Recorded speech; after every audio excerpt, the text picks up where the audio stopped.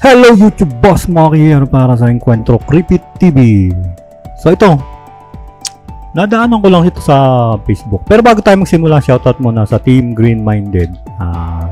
Yung mapupunta ko sa live sa gabi.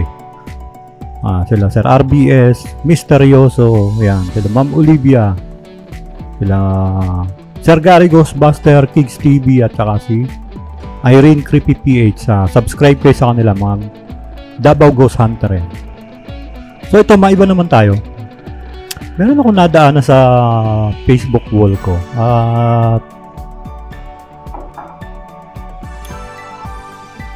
Gusto ko lang magkomento dito sa ginawa nitong ito ay kay Tito Mars. Issue ni Tito Mars ito . Yung, alam niyo yung pagkain niya ng sardinas. Medyo nakaka-insulto yun . So ito ay nireakan ng maraming reactionist tulad nila TPC, ayan, sila Nico David. So itong gagamitin natin video ay reaction ni Sir Nico David. So tingnan natin kung anong nasabi ni Sir Nico David dito. Let's go. Meron akong authority na trash talkin to. So, gagamitin ko na yung old school Nico David na trash talk. Pwede. So, sa mga hindi nakakakilala, itong si Tito Mars, alam naman natin na to. Ang content niya is manhoxic. Man-toxic sa mga... Kasi, sabi nga ni Rendon Labador, pag binabash ka, bash is cash. So, tuwan-tuwa siya doon pag binabas siya. So, medyo okay lang naman yun, yung mag-content ka ng ganun. Pero, lagyan mo rin naman ng lagyan mo rin ng boundary. Kasi, hindi naman lahat, nakakatuwa. Hindi naman lahat is sasang-ayon talaga sa'yo. Lalo na itong ginawa mo na Sardinas Challenge. Na alam naman natin na ang sardinas ay pantawid gutom yan ng ating mga mahihirap na kababayan. Kahit ako, minsan, pag tinatamad na kami magluto, bibili na lang ako sardinas. Masarap yan, sardinas. So, malaking bagay yan sa ating mga Pilipino, lalo na sa ating mga kapos sa kabuhayan, kapos sa pera. So, hindi natin dapat dinaano ito. So, tingnan muna natin kung ano magiging reaksyon ni Sir Nico David. Diba? Just this once. Lagyan natin ng konting pampagana. Konti lang. Huwag kayong mag-alala. Hindi naman to parate, pero sinasabi nyo kasi sa akin na na trash talking ko to. Huwag kayong mag-alala. Gagawin ko yun para sa ikabubutin ng Pilipinas. Of course, sana may matutunan kayo. Alam mo, Tito Mars, maniniwala na sana ako na nag-iinarte ka. Kaso, bakit may himulmul ng mojakels ng sardinas dyan sa mukha mo? Alam kong sanay kang maputukan sa mukha. Pero, ayusin mo naman. Diba? Real talk Ako, humaharap ako sa tao ng, eto lang ako. Hindi ako nag-aayos. Ang dahilan kung bakit ko ito nire-reakan ngayon kasi hindi ko rin naman mapigilan kasi Pinoy din naman ako. Siyempre, naging parte ng buhay natin yan ang pagkain ng sardinas. So, medyo sa akin part na-insulto rin ako sa ginawa ni Tito Mars. So, medyo toxic to. Toxic itong ginawa niya ito. At hinahanap ko yung original videos niya yung original video niya sa channel niya. Parang wala na. Parang binura niya. Ang nakita ko lang doon is Tuyo Challenge. Okay. Niisa-isa ko yung mga video pero wala akong makita . So, tingnan natin to reaction ni Sir Nico David. So, tingnan natin kung ano masasabi natin dito. Hindi ako maarte. Talaga kung ano yung pinuntan nila dito. Kasi most of my viewers, kapag nakikinig sa akin, either nagtatrabaho, nagko-code, nagte-take in ng calls, or meron silang ginagawa sa side, nagdo-Dota at the very least, gets mo, or nag-ML. Mga productive member of society kasi yung nakikinig sa akin. So, hindi importante yung itsura ko, yung boses ko at yung karunungan ko ang pinunta nila dito. Tama. Pero ano ba yung pinupunta ng tao sa page mo? Para maasar? Literal na walang Ako hindi ako dapat mangingialam dito sa mga reaction nila dito kasi alam niyo naman na ang content ko is scary videos and mga ghost hunter. Pero hindi ko lang talaga mapalampas. So, pagbigyan niyo na ako, isa lang nito. So, na-insulto ang ewan ko para sa akin na-insulto ang pagka-Pilipino ko dito sa challenge na ginawa ni Tito Mars na to Ang dami-dami namang content. Bakit itong ginawa mo? Tingnan natin. Wala kang credit sa society. Pag miski po niya rin nawala yung page mo, parang wala naman mga kamis. Tama. Ano yung mga kamatis mga kaibigan? Kung ganyan naman kasi ka-toxic, di ba? Kung ewan ko yung ibang videos na daanan ko rin sa wall minsan na papanood ko, hindi ko naman kasi nire-react pero hindi ako sang-ayon sa mga sinasabi niya na although personal opinion niya yun minsan may iPhone issue pa yan na medyo sablay dun pero dito muna tayo. Marami rin nag-criticize sa kanya nun yung iPhone issue. Tapos, marami pa. Kahit si Sir Makagago, kini-criticize din yata ito.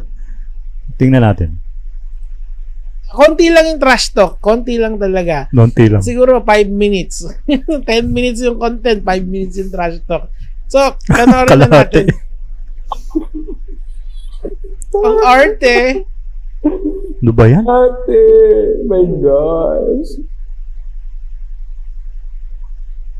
Hinang.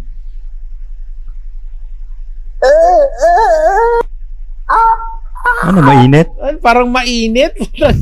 Nito talaga. Mainit ba yan? Ano? Alam mo kung sino naalala ko dyan? Ito, si Sardinas dude. Mas okay pa to naalala niyo yan nung pandemic? Napapanood ko to si Sardinas. Minsan minsan medyo nakukornihan din ako sa kanya. Pero sa akin lang yun. Personal opinion ko lang yun. Ewan ko sa iba. Natutuwa siguro sila. Mas okay pa to si Sardinas. Ano matawag nila dito? Hindi ko kailangan. Pero napapanood ko to. Nakalimutan ko lang pangalan. Kasi para sa akin, for me, kaya minsan OA-yan ako sa kumakain ng ganyan. Kumakain nito. Itong si Sardinas. Alam naman natin si Sardinas. Lahat naman tayo kumakain ng Sardinas. Halos lahat. Hindi ko sinasabing lahat Halos lahat. Lalo na yung mga mahihirap nating kababayan. So, anong pagkakaiba nun?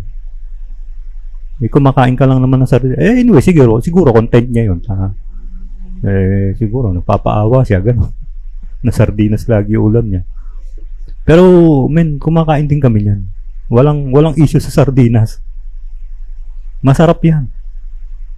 Kahit anong sardinas yan, pantawid gutom yan. Pag tinatamad ka na magluto, bili ka lang sardinas. Pag wala kang maisip na ulam, andyan ang tindahan, bili ka sardinas. Kasi yan yung mostly afford natin. Bukod sa noodles, pansit canton, itlog. Yan yung mga basic na kailangan nasa bahay natin in case of emergency. Nakita nyo yung mga pinamimigay sa mga sa mga relief. Pagka may bagyo, may mga sakuna, basic yan. Sardinas, kape, asukal, bigas, higi 1 kilo. So, anong sama doon?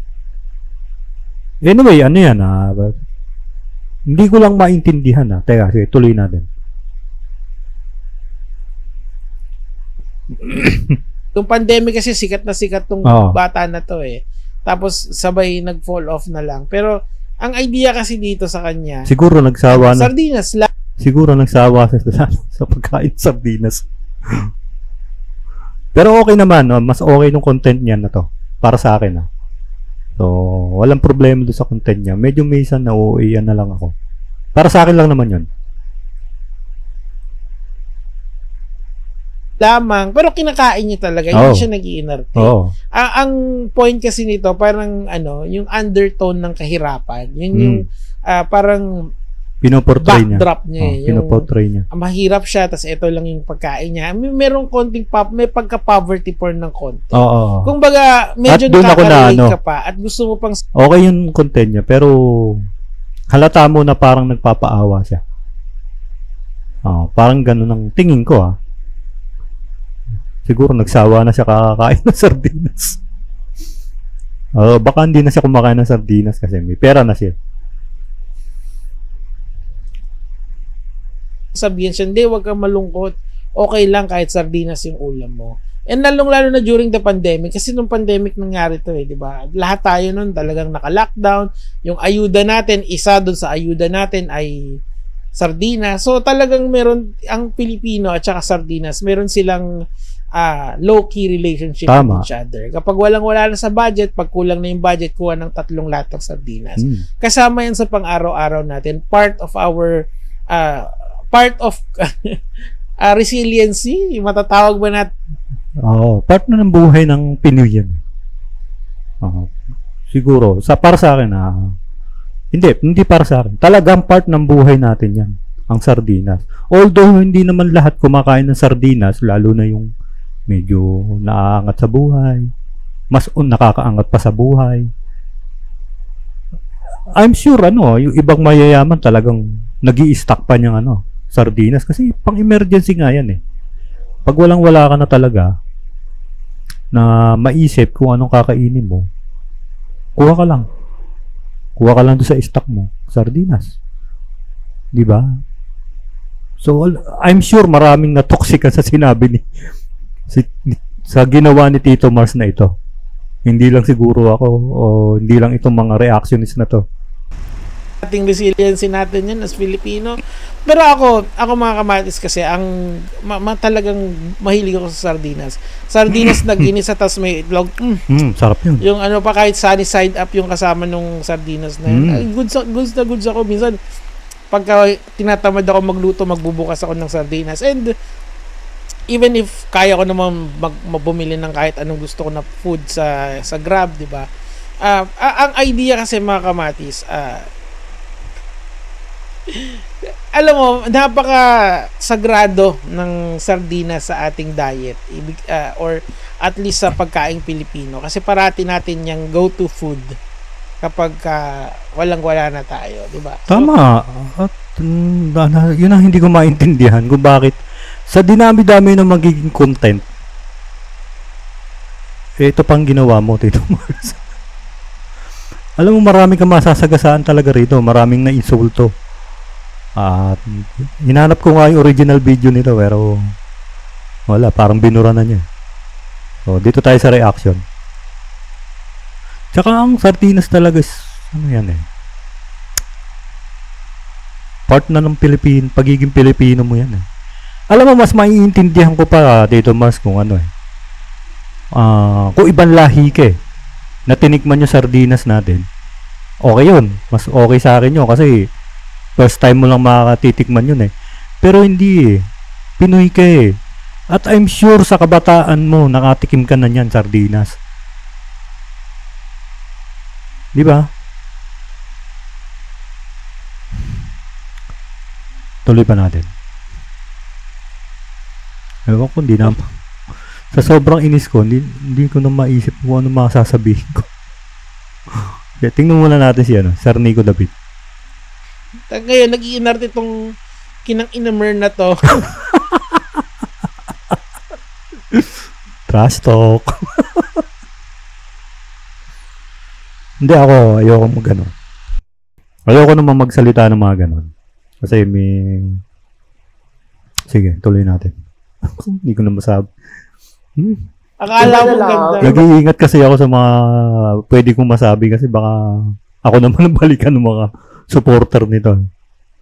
So ako, magsalalahad lang ako ng saloobin ko. Pero bahala kayo kung paano nyo iti-take.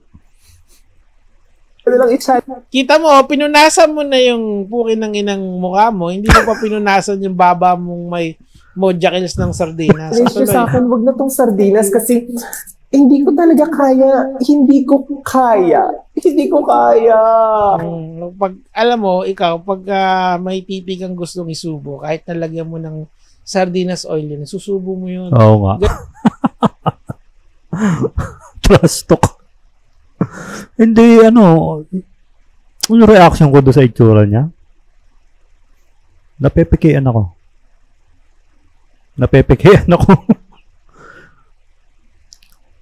Saan ka ba lumaki? Ang tanong ko, saan ka ba lumaki? Sa abroad ka ba lumaki? I'm sure naman dito ka lumaki kasi dito ka rin siguro nag-aral kasi diretso yung Tagalog mo eh. Nasaan na ba ako? Medyo may naputol, may dumaan eh. May tinanong yung tita ko. So I'm sure naman dito ka na sa dito ka lumaki, dito ka nag-aral. Hindi ka ba naturuan ng mga teacher mo paano pahalagahan ang sariling atin? I'm sure naman tinuro yan sa mga eskwelahan. Bakit nang-iinsulto ka ngayon ng mga pagkain ng sardinas?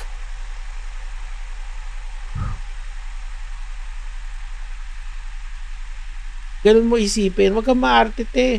Wala, hindi bagay. Sobrang hindi bagay talaga. Maayos naman siya at malinis at Una, walang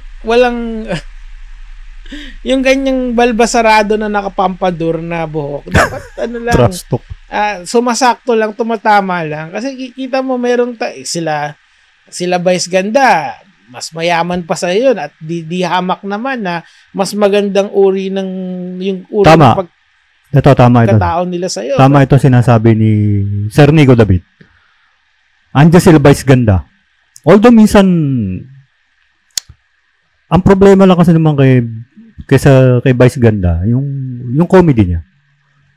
Minsan akala natin nilalait na yung pero part ng comedy yun eh. So nasa tao na yun kung paano nila i-take yung comedy ni Vice Ganda.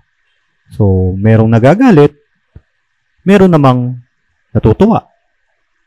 Pero most of the time, pag nagbitaw ng salita si Vice Ganda, inspiring. At may laman talaga yung mga sinasabi niya.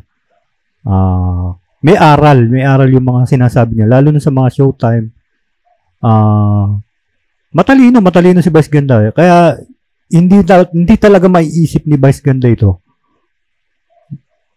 Nagawin yung mga ganyang content, nakatoksikan sa ating mga mahihirap na kababayan. Hindi ko alam kung ano pumasok sa utak nitong bading na to. Na hindi ko maintindihan kung saan siya nakatira, bakit. Sige, sabihin natin hindi ka kumakain ng sardinas. Pero personal mo yan eh. Sana bago mo ipinost yung video na yan, sana nag-isip ka muna. Sana pinag-isipan mo muna kung may masasagasaan ka. Kung mayroon bang matatapakan. Kung mayroon ka may insulto. Hindi yung makagawa ka lang ng content. Alam mo kung mawala ka man sa social media, siguro mas marami matutuwa eh. Dahil sa mga toxic ang pinagsasabi mo. Naman sila nag-iinarte ng ganyan, di ba? Ikaw lang ang kaisa-isang bakla dito sa internet na ganyan mag-inarte. Kakaiba. Iba talaga. Tama. Iba talaga. Dinaig mo pa yung mga mayayaman. Buti pa si Ora Briguela. Si Ora, nakikipagsuntukan yun. Oo nga. Walang kaarte-arte. Ikaw, kakain ka lang ng sardinas. O, lagyan natin yung boyfriend mo. Lagyan natin ng tomato sauce yung edits doon. Aba, nagpapatihula ka. Haharangan mo pa. O, tuloy na natin. masarap nga daw. Pero ate, uulitin ko. Yun lang.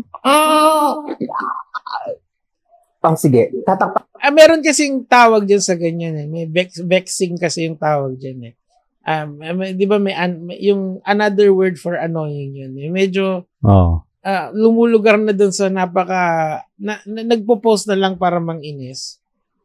Tama. Yun ang napapansin ko sa kanya. Ibang klase eh. Buti pa si Sardinas lamang. Maayos-ayos pa yun. Pero ikaw hindi eh. Natuloy natin. Pakailok ko ha. Para hindi ko na maamoy. Lapag ko lang to. Teka, bakit kailangan mong takpan yung ilong mo? Pwede ka naman hindi humingi.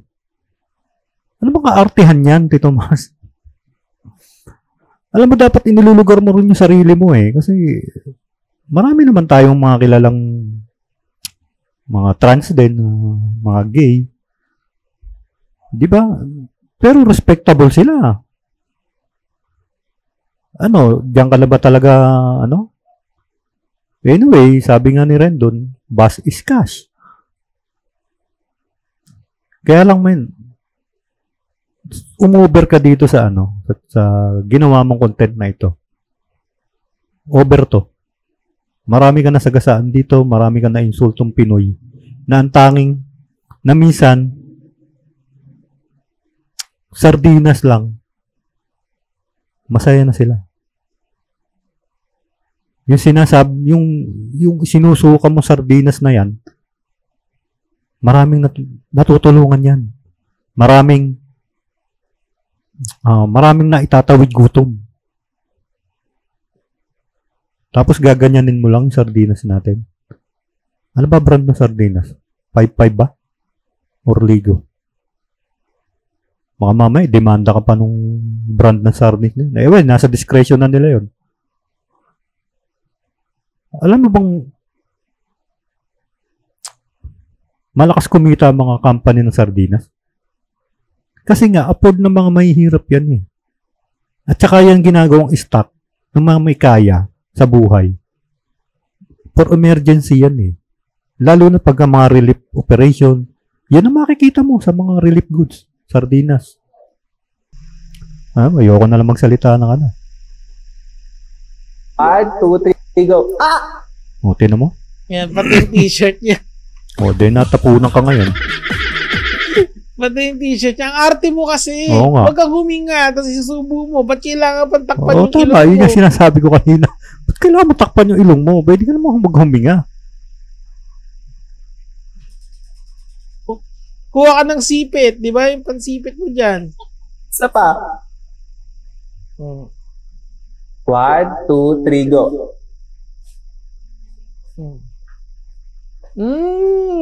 Sarap, no? Naaalala mo nung kabataan mo, no? Tama. Nung nagagalit sa yung mama at papa mo. Wala na nga kayong pera, nag-iinarte ka pa. Lang yan, arte lang siguro niya. Siguro content niya. Para sa akin, I'm sure naman nakatikim ng Pinoy yan eh. Hindi naman, ewan ko kung lumaki talaga siya ng mayaman. Pero, kung ito ay lumaki ng mahirap, panigurado ako nakatikim ng sardinas to. Sure ako dyan. Kung mahirap na lumaki yan. At saka kung sabihin na natin hindi ka talaga kumakain ng sardinas, kailangan po ba i-content yun? Hindi mo ba naisip na maraming kasasagasaan? Na maraming ma-open sa ginawa mong content? Isip-isip naman. Akala ko naman matalino ka. Maka-content lang. Kain kayo ng sardinas. Di ba? Yan yung banding nyo nung araw. Wag ako. Kilala kita. Teka. Di ba? Ganun. Kakain kayo ng sardinas. Tsaka mainit na kanin. Di ba? Yan, nakita mo. Subong-subo mo. Tapos iniisip mo, Nay, bakit naging lalaki ako? Sabihin ng nanay mo, Namo. Kumain kang sardinas. Di ba? Iba yung pagkakasubo mo with feelings. Di ba?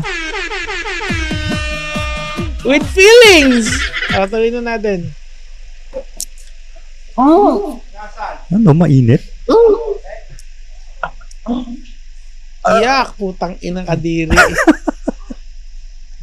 Lunukin mo na, kunyari ka. Linunok niya. Nakita niyo yung jump cut na yun. Linunok niya yun, di ba? You don't spit, you swallow! Yun lang. Yan naman talaga itong si Tito Mars. Tito Mars, wala ka bang magawa sa buhay mo? Araw-araw na ginawa ng Panginoon, nang iinis ka ng tao? Ako, naiinis din ako. Ang sarap. Siguro, inaarte na lang niya yan para meron siyang content. Pero, nakaka-offend pa rin, kahit na inaarte niya yan, kahit na for content lang yan, maraming na-offend dyan. Saka maraming na-insulto mga kababayan nating mahihirap dyan. Sarap, no? Ay, yan. Kunyari ka pa eh. Alam mo, Tito Mars, ito lang ang advice ko sa'yo, Alam mo, Tito Mars, alam ko naman nung kabataan mo, kumakain kayo ng sardinas. Yun din ang middle class yung pamilya. Paminsan, pag wala pang sahod, yung pecho de peligro, bumibili yung mama mo ng sardinas. Palagay ko, ang paborito mo, yung sardinas na may kamatis. Tapos, syempre, hindi naman sa typical na pamilyang Pilipino, hindi pinag-uusapan yung kabaklaan. Hindi naman. Ngayon na lang yan lumalabas kung tumanda ka. Ayan, inaano mo. Real talk eh. Sinasalya mo sa harap ng maraming Pilipino, pinagagagawa mo, di ba? Iba na. Kunyari ka pa, nasasarapan ka naman. For someone na hindi nasasarapan, ang daming beses mong tinry. Aminin mo na kasi alam mo kung ano yung naaalala ko dito. Yung episode ng SpongeBob, yung ayaw kumain ni Squidward ng burger. Kaso tinikman niya naalala ko. Na-addict na siya. Pagkatapos niya, sigurado kumuha ng mainit na kanin yan. Tapos sinapaw yung natira. Tapos nag-sorry siya. Tapos nagsabi bigla, I love you, mama. Kabataan. Aminin. Yun lang naman. Langya kayo. Walang kakwenta-kwenta. Wala nga kakwenta-kwenta yung Pero kailangang i-address natin sa kanya yun na wag basta-basta gawa ng content.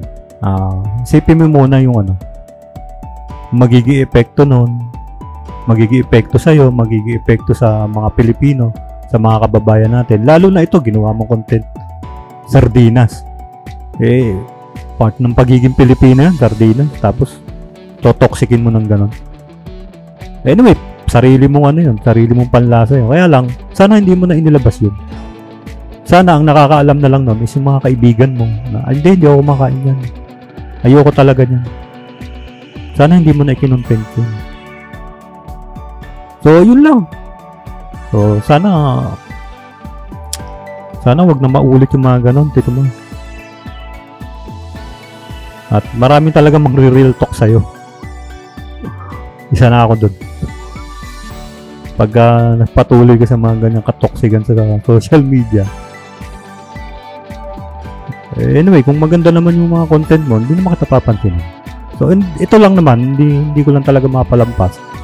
Dahil, siyempre, Pinoy din ako at Pinoy ka. Tapos, ginanon mo yung pagkain ng ating mga mahihirap. Personal mo yan. Kaya lang, dapat hindi mo na inilabas. Although, hindi naman lahat kumakain ng sardinas. Pero dapat, hindi mo na inilabas yan. Kasi marami ka talagang may insulto matatapakan dyan. So, hanggang doon na lang. Maraming salamat. Bye.